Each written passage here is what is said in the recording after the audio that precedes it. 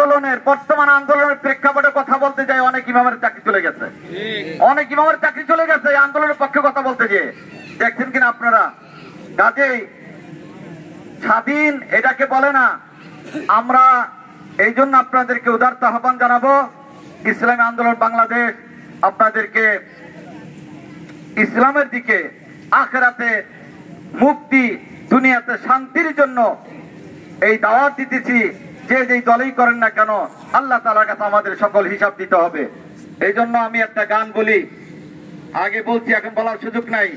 নৌকার দানের শীষ দুই সাপের একই বিষ, নৌকার দানের শীষ দুই সাপের একই বিষ, এর সাথে মিলে মিশে ইসলামের ভাবনা ভাবিস। কথা ঠিক কিনা? নামাজের নামাজ তাহাজ্জুদ পড়বো, তাবলীগ করবো, দিল্লা দেবো, বছর পর বছর জন্মানায় দৌড়ামু, বোর্ডের বেলায় নৌকায় মারবো, নাহলে ধানের শীষে মারবো। এত সোজা না। নৌকা আর ধানের শীষ দুই সাপের একই বিষ, এর সাথে মিলে মিশে ইসলামের ভাবনা ভাবিস।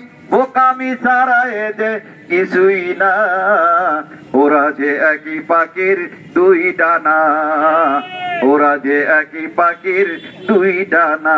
কথা ঠিক কিনা বলেন? কাজেই এইটা চিন্তা ভাবনা করে আমাদের সিদ্ধান্ত নিতে হবে। আল্লাহ তাআলা আমাদেরকে সবাইকে বোঝার তৌফিক দান করেন। আলহামদুলিল্লাহ রাব্বিল আলামিন। এখন নামাজের বিরতি। সম্মানিত সুধী, নামাজের পরে আমাদের ইসলামী আন্দোলনের সভাপতি এবং ইসলাম আন্দোলনের সদস্য মাওলানা ইসলামী আন্দোলনের সদস্য ফারুক স্যার আমাদের মাঝে কথা বলবেন ইনশাআল্লাহ। নামাজের